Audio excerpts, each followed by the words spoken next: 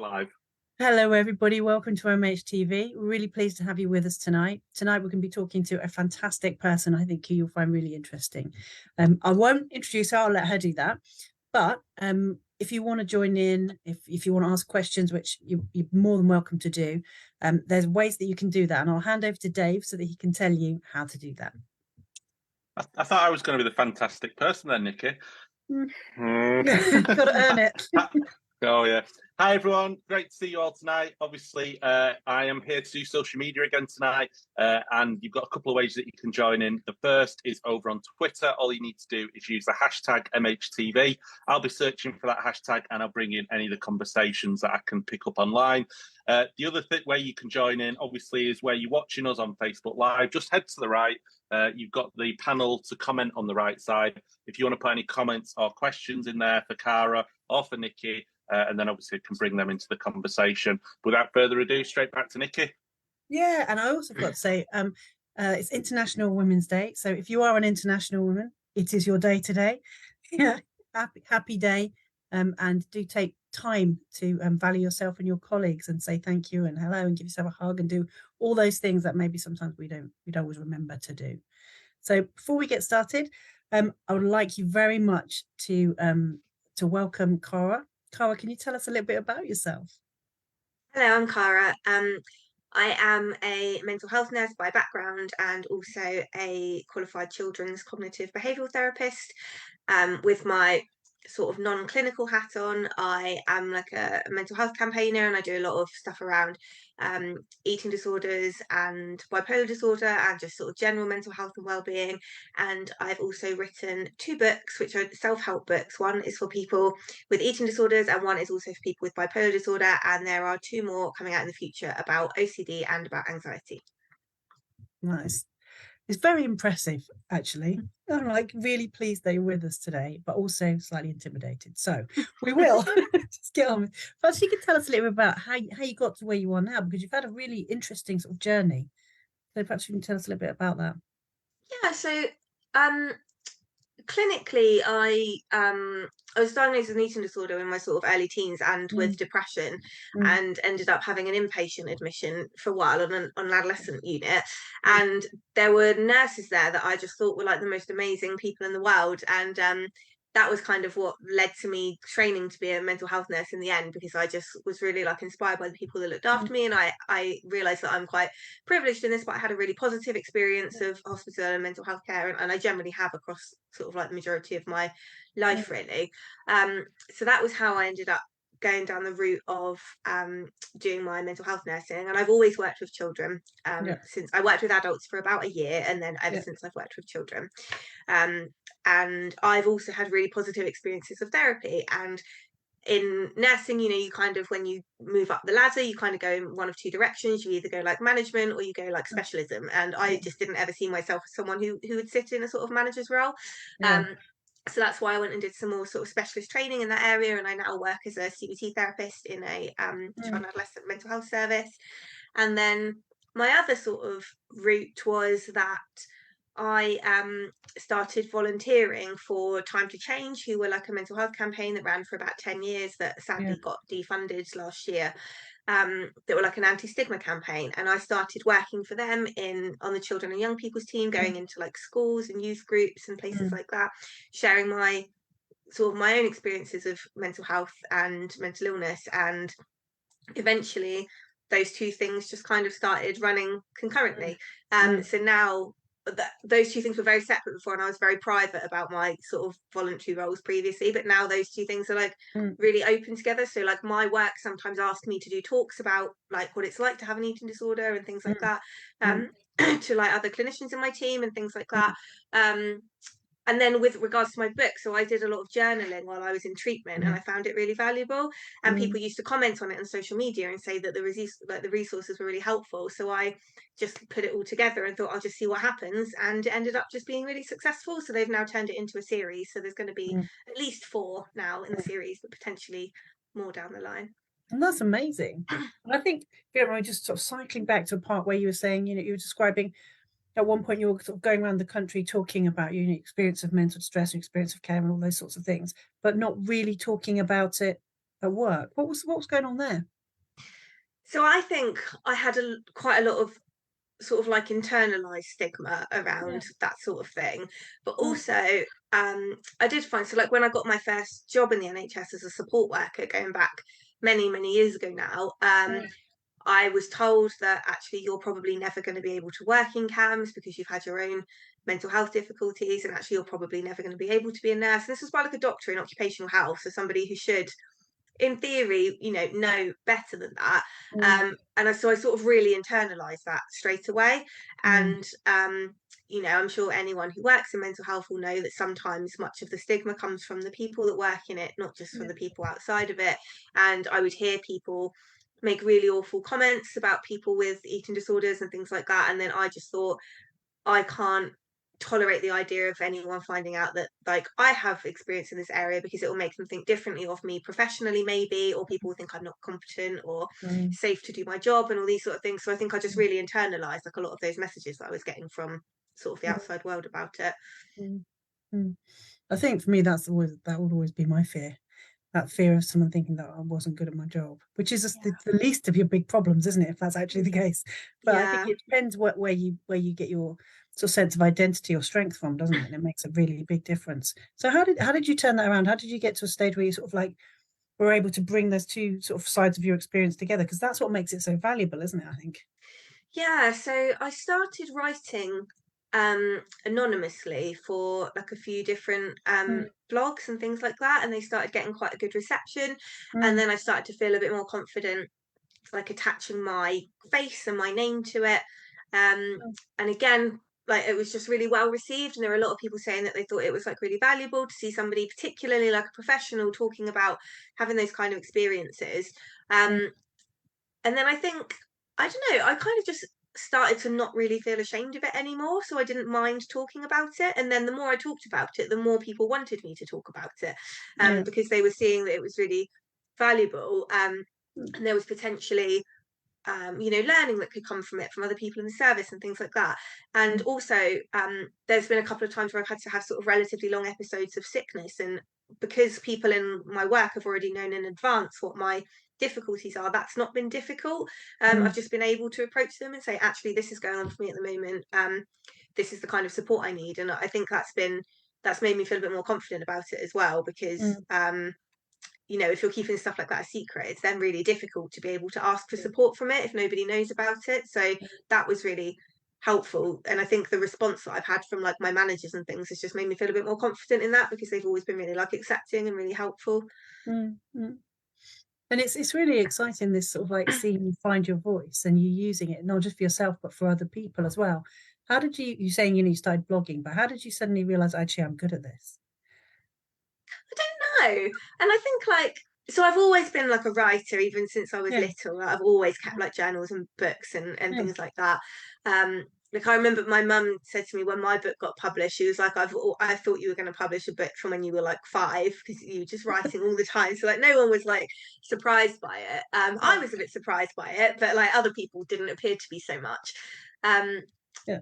But I don't know, I suppose like I built up an audience relatively quickly, I think, and I've never been 100% sure why that's happened to me compared to other people. I think a lot of it's luck, and I don't know, the more people see your stuff, the more people then see it because it gets shared and things like that. So I think once you start building an audience, you're able to build it faster. But I don't know, I just had really good reception from people about just saying that, they were finding it really helpful and were like really connecting with some of it, and that's when I just kind of thought, this is something that I probably need to keep doing. I think one of the things I saw that was really interesting was this idea about creative approaches. Can you tell us a little about that? Yeah, so I think I've always been like quite a creative person anyway. But in my last episode of treatment for my eating disorder, which was in from 2019 to 2021, I kept like a series of journals while I was doing it, like bullet journaling, which I'd never done before. I've got them all like next to me. There's like 6 of them and they're massive. And I did stuff like wrote down everything I learned from like all my day hospital groups, and all my, like, every time I had a therapy session I'd like write a summary after it and stuff like that. But I also did things like lots of like creative stuff, like drawing and colouring and like just loads of different creative activities really. And I found that like it was really useful for me to have a record of all the things that I'd learned, but it was also the actual process of doing it that I found really therapeutic, as well as just having like a record to look back on. And I'd spend, you know, easily like 2 or 3 hours a week just going through my journals, making them look nice, you know, sticking washi tape in them and all sorts of stuff, just, you know, being creative with it. And I just found the process of doing that so like relaxing and such a nice way to channel a lot of the anxiety that I was having, that I thought it would be really nice to kind of combine both those things together, of like some like evidence-based therapeutic stuff, but also some just being able to like be yourself and kind of let that out into like a contained space. And we were talking about this sort of before we came on air. I really like that idea of sort of reclaiming something of yourself, being positive, instead of a book about an eating disorder being something that's like how not to get into serious trouble, how to survive. Actually, looking at something like how to thrive, how to become more yourself. I think it's really interesting and exciting. And I think the other thing that you sort of mentioned and you've referred to again here was the idea that a lot of people have a misunderstanding of what the experience of eating distress is like. They think it happens to a young girl, and then that's it. They grow out of it. So do you want to talk a little bit about that? Because that's obviously, if you've had treatment reasonably recently, it's not the case. Yeah, so I've been in and out of treatment. I was in and out of treatment for about 18 years, on and off. So I spent all of my from 13 to 18, I spent under CAMS, and then from 20 to 30, I was sort of just in and out of the adult eating disorder service. Waiting lists are enormous in adult services, like even longer than they are in CAMS at the moment.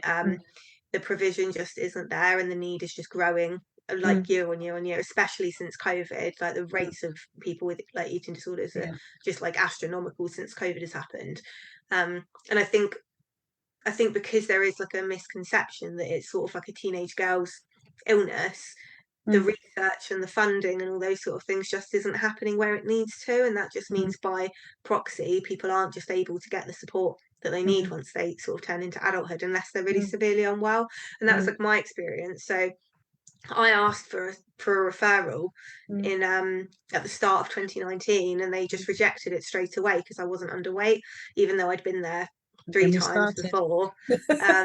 And then 6 months later, I was an urgent case in hospital and on a waiting list for day patient. And then I ended up being off work for 7 months while I was in like intensive treatment program. So like it was really frustrating for me because also I knew that that wasn't their fault. Like when I went and eventually had an assessment, they were just like, we're really sorry. But I thought that's not their fault. It's because their hands are tied because of just the resources that are available to them. And I think a lot of that does come from the sort of perception that actually once you're an adult, it shouldn't be something that's a problem anymore. I mean, you brought up so many things that just made me so cross. Not with you, but like that idea that like instead of using your common sense about seriousness of presentation, because any nurse worth their salt can look at someone and think, oh, we've got a history here, we've got someone who's able to point out that they can see that their symptoms are coming back. If we did something right now, we could head off something that's obviously going to be serious and potentially life-threatening. It's really serious. Yeah. And instead of this idea that you just come around with like a tape measure or a weighing scale and then say, that's not much of a problem. It just it feels the most bizarre and inhumane way to treat psychological distress.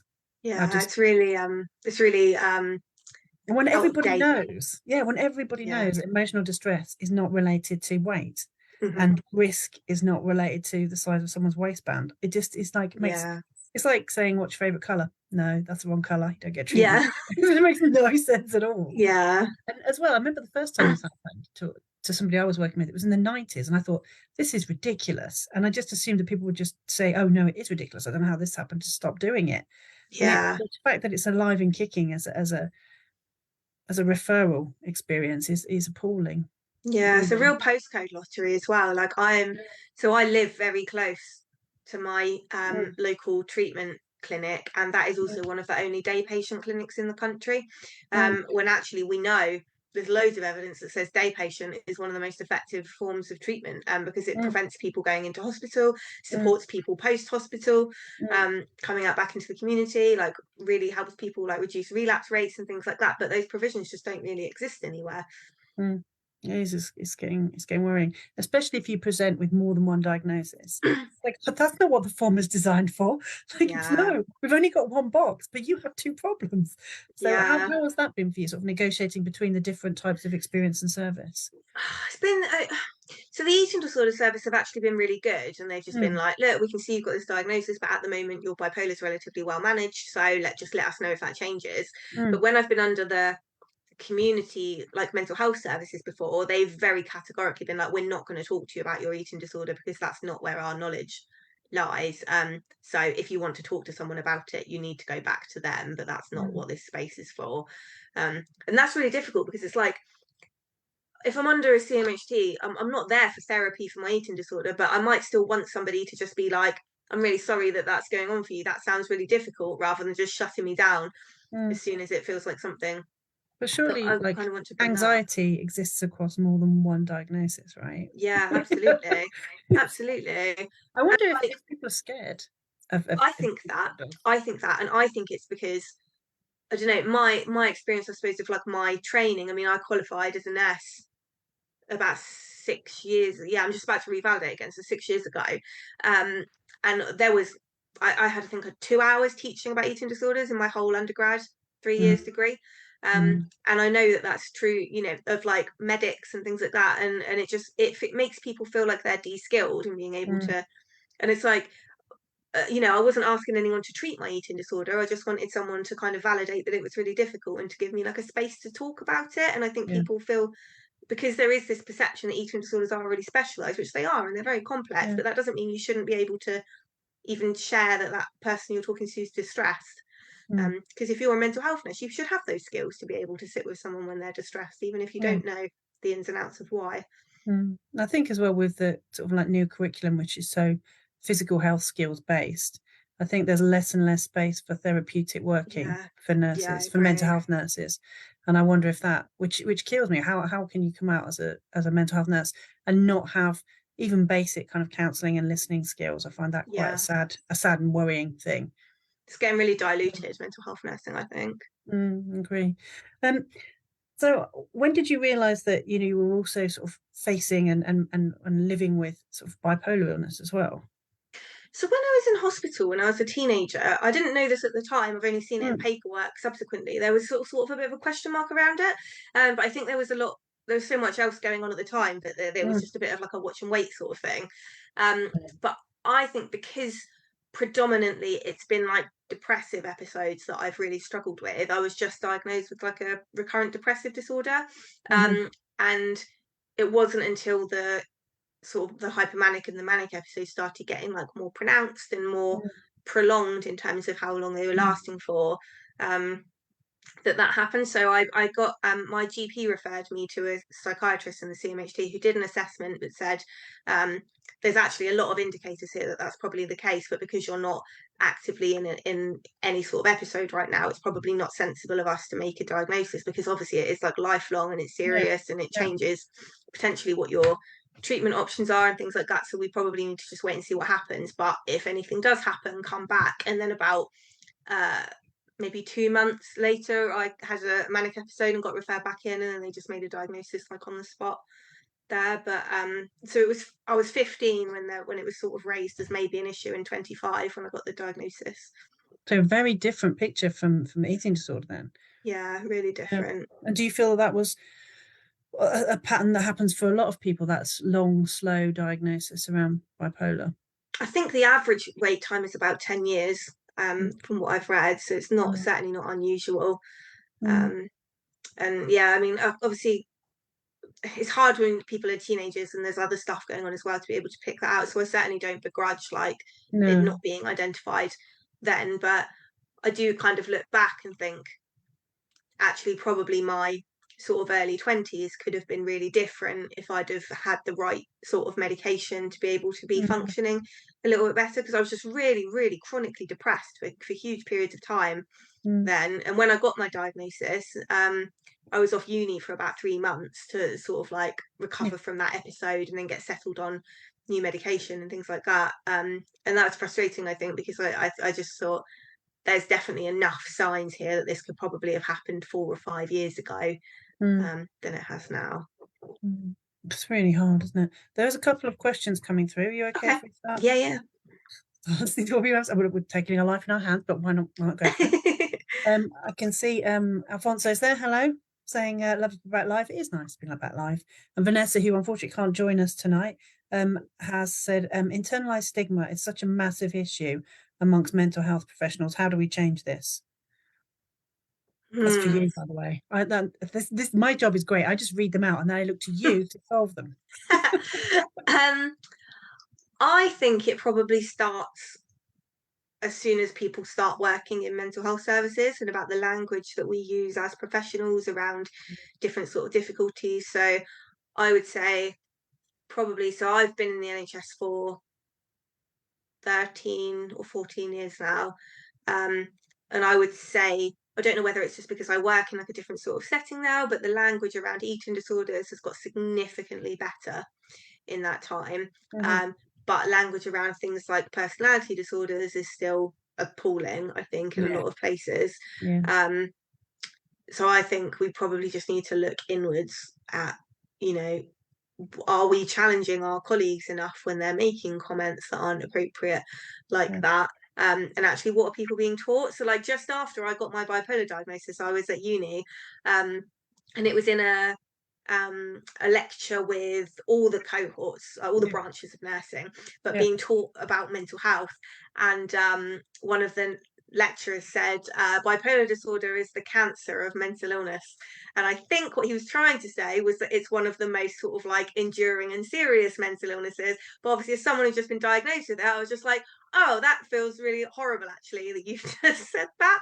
And I think, you know, a lot of, you know, probably 200 adult branch nurses went away with that being the only thing they'd ever heard about bipolar disorder before from that lecture. And also because it's such a kind of woolly sentence, they might think anything from it. They might think that if you don't have immediate medical intervention, you're going to die. They might think all kinds of things about that. Absolutely. So I think, I really think it has to come from us. I don't think we should be expecting like patients or like people we look after to be the people that are having to be leading on this. I think it should be us looking inwards and thinking, what are we doing as professionals that's prolonging this and like making this culture sort of continue.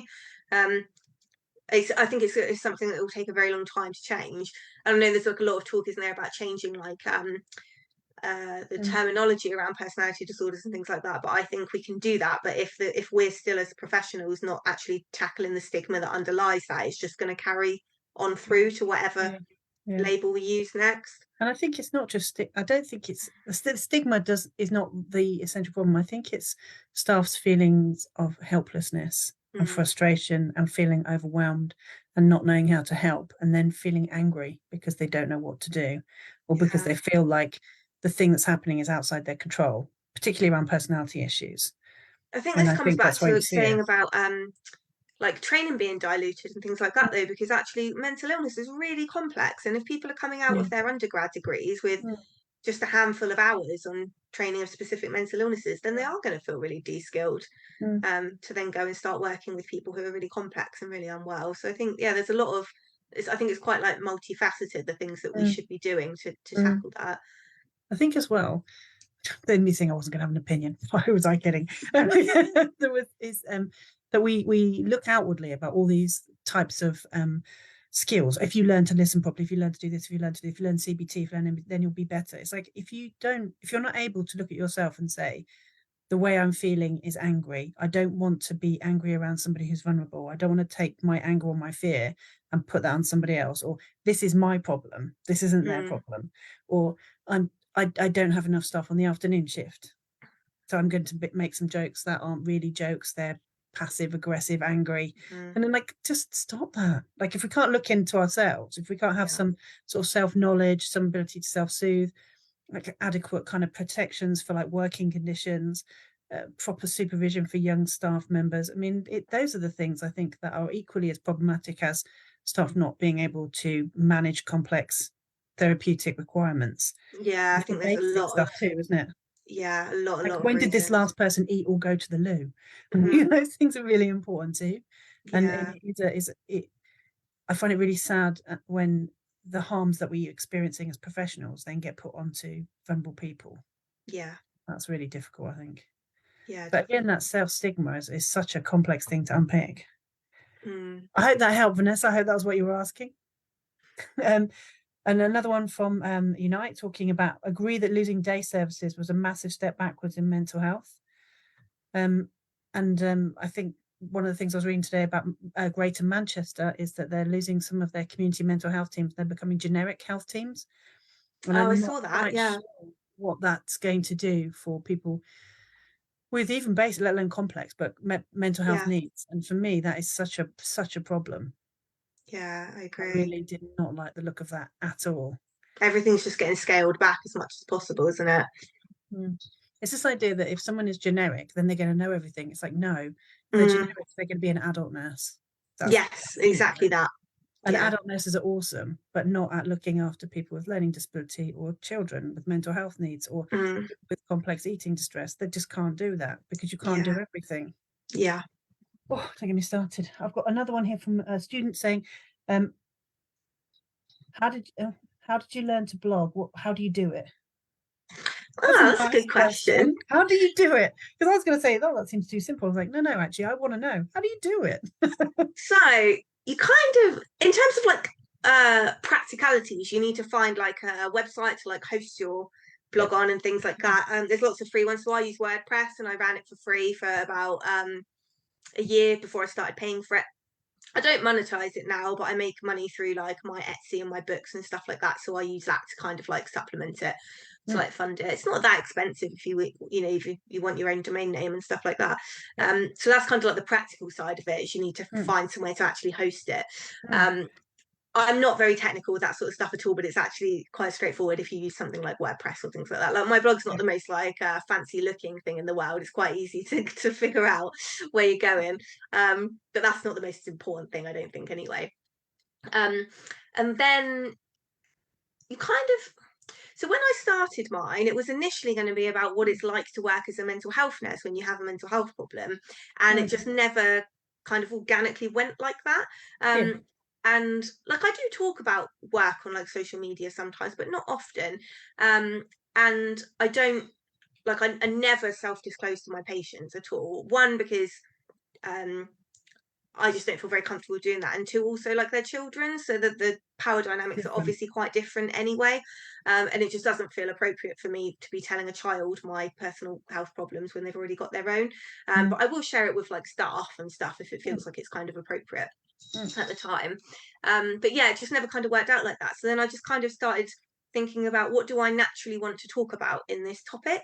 And to start with was when I was still kind of like finding my feet and like finding my confidence. So I was talking about mental health quite generically, or I'd be like, this is something I found difficult 2 years ago or whatever. But if there was something I was currently finding difficult, I still was just like, I don't feel like that's something I want to share. And then that just kind of gradually changed over time. And then when I had my like eating disorder relapse, I kind of like live blogged my way through that like whole process. Because that just kind of felt like what I was comfortable doing at the time. I do actually have a blog post about how to set up a mental health blog, which you'll be able to find if you just can find it and tweet it. I think, which is in a bit more detail, because people used to ask me this quite a lot. But I suppose like my biggest tips would be, make sure that you're comfortable with like everything you're sharing, because once you write something on a blog, it's really difficult to get it back. Even if you delete the post, the chances are people will have seen it, it'll be archived somewhere, like so you do have to be aware that kind of, even if you look like you haven't really got an audience, that doesn't mean no one's going to see it, or in the future people aren't going to look back on it, because people have exactly. Yeah, exactly. So yeah, I mean, I just kind of think I just kind of write what I feel, really. So sometimes I do like sort of like informational type posts, and then other times will be sort of like a personal experience that I'm going through, and then another will be like a reflection on something. So I just kind of go with what I feel like doing, really. But it's hard work. Like it took me a lot of work and a lot of hours to build up like the audience. So it's like a discipline to it right now. Yeah, definitely. I think people don't realize like how much work it actually is. This is why people turn it into a job, because it does feel like one sometimes. So I actually only post on mine probably every couple of months now, but I used to post every week, and it's really time consuming. So you do have to be prepared to kind of set a bit of time aside if you actually want, if you want to gain like traction with it. You do have to put quite a lot into it in order to get stuff back out of it. And how do you make the decision? Like, if you think this is a really interesting thing and I want to talk about it, but I'm not quite sure whether I want to disclose it, how do you tease through that decision? So my kind of motto now is, if I'm not sure about it, I'm not doing it. Because there have been times in the past where I think I've shared things and then be like, oh, I wish I didn't say that. And like a lot of my colleagues and like managers and things like that are all have access to like my social media now. So you know, I'm really conscious now, like, I'm writing this, would I be happy to tell my manager this to her face tomorrow? And if not, maybe I shouldn't write it because she'll probably see it anyway, sort of thing. Or like my in-laws, or, you know, people like that. So I kind of really consciously think, like, if I'm not sure if I want to say this, I'm just not going to say it until I am sure. And if that means never saying it, that's okay. And I think I used to think that I kind of owed people a lot of my like vulnerability and my like personal experiences, because that's kind of how my audience built up, and people are expecting this from me, so I kind of need to give them that. And as time's gone on, I've kind of recognized that actually my information is mine, and if I want to share it, that's okay, but no one's entitled to know anything like personal about me just because they follow me on social media. So yeah, I've kind of reached a point now where I think, like, unless I'm sure that it's something I want to say, I just won't until I feel like I am. And that's such an important lesson, like, for everybody with social media. And Dave's actually said, there's a question I was thinking of actually around sort of social media was, what with it being International Women's Day and you being an international woman, what's it like? It's like being a woman with a hefty following online. Popular, I think is what I mean there. It's difficult, to be honest. I think it could be worse, to be honest. Like, I know other people have it a lot worse than I do. But I have had like a lot of sexual harassment through social media. Lots of like abusive messages if men don't get responses that they want from me, particularly things like that. There is a really unpleasant sort of faction of men on the internet that really fetishize women with like mental illnesses or women with eating disorders and things like that, and I have unfortunately overlapped with them sometimes, which is really unpleasant. But I'd say overall, like, I feel like the sort of mental health space on Twitter, and to a lesser extent Instagram, is generally quite wholesome, and everyone looks after each other quite well. So I think it could be worse, but certainly I wouldn't say it's easy being a woman on the internet under any circumstances, but especially when you have like a relatively decent sized audience. Michael Haslam has said, I hope you've recovered from Sugargate, Cara. Which I don't get, if anyone hasn't seen, there's been a, well, I have to say, Alan Sugar has shown himself to be somewhat rude and insensitive and rather unpleasant, which is, I don't think, a gigantic shock to anybody. You raised many great points about diagnosis, stigma, labels, and access to services. We need to go beyond labels and teach students how to work with individuals who are distressed. Absolutely.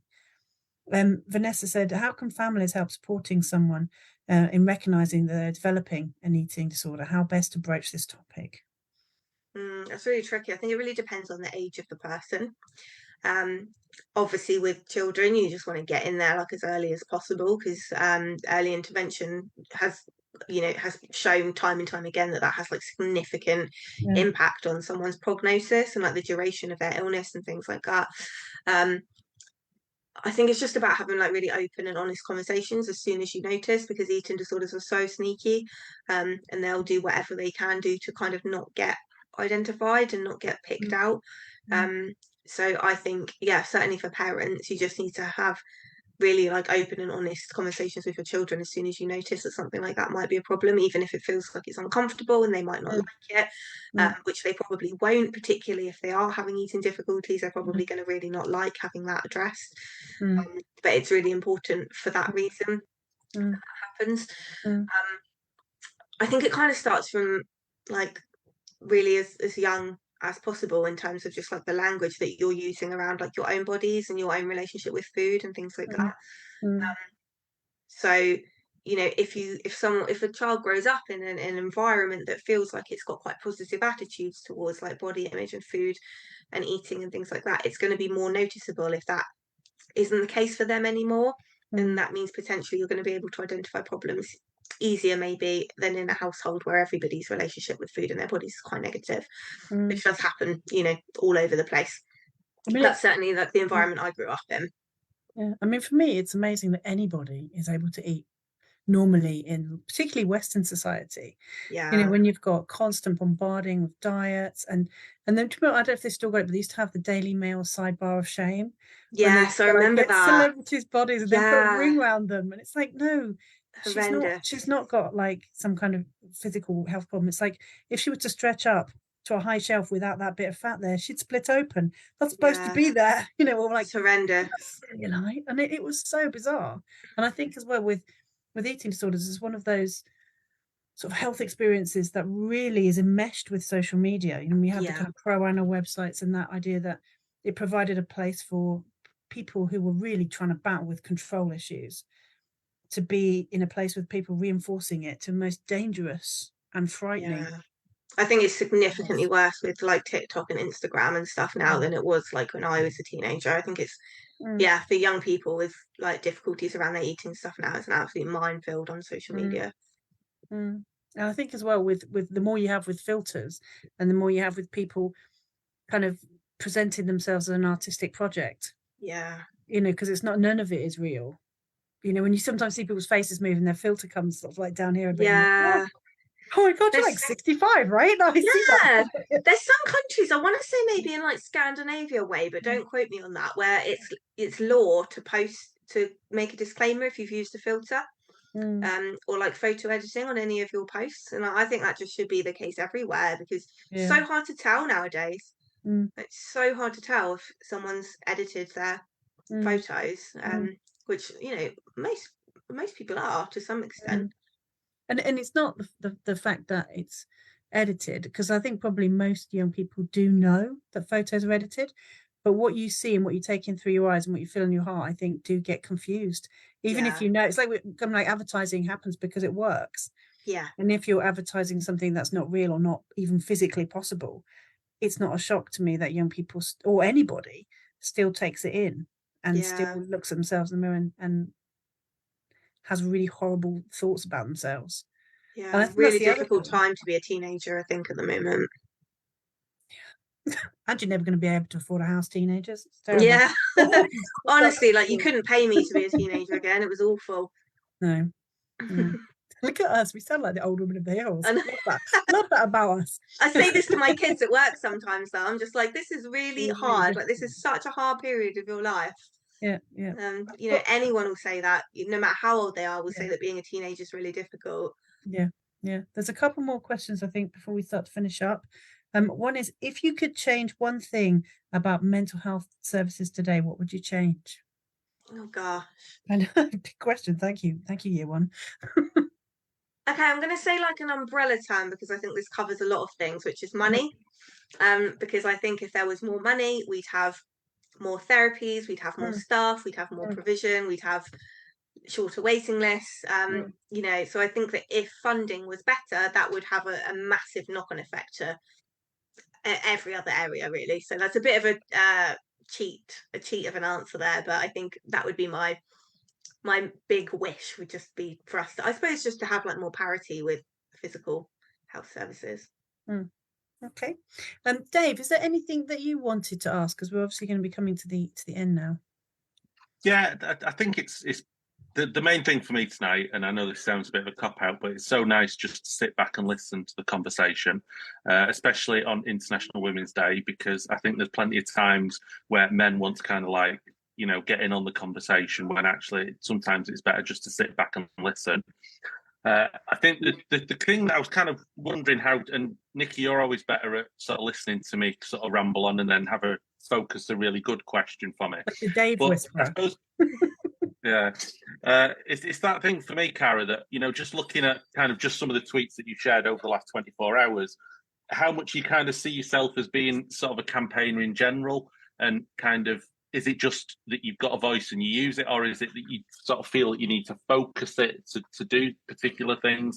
And I think, you know, just over the last 24 hours, we've just seen what an absolute bin fire of a government that we've got, and kind of, you know, kind of what are your hopes for what you can achieve? You know, what's your focus? So my focus now, I suppose, is probably on like smaller scale change, just because anything wider than that doesn't really feel that realistic, I suppose, at the moment with how things are. And I feel like there's so many huge problems going on in this country at the moment that we are, you know, a drop in the ocean in terms of difficulties with like accessing mental health care and like mental health problems and things like that. So I think probably my aim is just to try and make differences to like individual people, or perhaps individual services. So like I did a talk for like a corporate company last week about eating disorders, just about like how the impact social media has on people with eating disorders. And like I sometimes do talks to like other NHS services about working with young people with eating disorders and things like that. I think like I'd rather focus my energies on like smaller scale change like that and know that I was doing something helpful than to try and aim too high and make no difference to anybody. And that's not to suggest people shouldn't do that, because I think they absolutely should. But I just feel like with having like a full-time job in like a different area and stuff, I just feel like I'm probably not the one to be doing that, because I just don't have the resources to invest into how much that would take, you know, how much energy and time it would take to be able to do that. But the thing is, if everybody does the one thing they can do, then it's doable. Go on, Dave, you going to say something? Yeah, no, and I suppose it's just that question as well. Obviously, you know, working for a trade union, one of the things that we always try to encourage our members to think about is how to become politicised, and then how to kind of stand for, you know, election and to kind of take that forward. So I suppose, you know, is there any kind of ideas in your future about that, or is that something that you really sort of turned off by? Yeah, it's hard. I don't know. I feel a bit like politically homeless at the moment. I think just because obviously our government is horrendous beyond words, and I don't feel like there's really a very adequate opposition for it at the moment either. In terms of, you know, I would like a very left-wing progressive government, and I don't feel like that's an option really in any of our parties, particularly at the moment. So I think I would struggle to find my place in politics or something like that at the moment, because it just feels like a very sort of unpleasant climate politically, I think, in this country at the moment. Yeah, it's interesting, and I often think when people talk about that kind of element of things, you know, it really reinforces that bit about why proportional representation would be quite helpful, because it maybe would make that it isn't so kind of, you know, tribal in quite tight terms. But yeah, no, it's interesting to hear different people's views on that, because like I say, it's something that, you know, really keen to get more people involved in. And I suppose you kind of highlighting that issue of feeling homeless. Well, actually, it should be that, you know, people feel that they can get involved to create a home, not to sort of like be forced into a home that they don't want to live in. Yeah. To sort of push the analogy to way too far. Sure. I was going to start finishing up, but I've just had one last question come in under the wire. You just made it. I'm starting a eating disorders placement in a couple of weeks. I'm really nervous. What do I need to know? Oh, okay. That's a really good question. Someone cribbing, but why not, eh? So I would say, to summarize, go and have a look at my blog, because there's loads and loads of content on there about like things that are helpful to say to people with eating disorders, things that aren't, things that are you know, people experience and have eating disorders and stuff like that. So go over there and have a little look, and obviously like it's all free, just spend as much time on there as you want to find stuff out. But I'd say the real main things to be aware of is don't comment on how somebody's eating unless you've been specifically advised to, like clinically. For example, like sometimes when I was in treatment, people would say things like, you're cutting your food up too small, you're not eating things, you know, you're eating things in the wrong order or whatever. you're eating too slow, stuff like that, which was relevant to the situation. But if it doesn't have to be mentioned, don't mention it.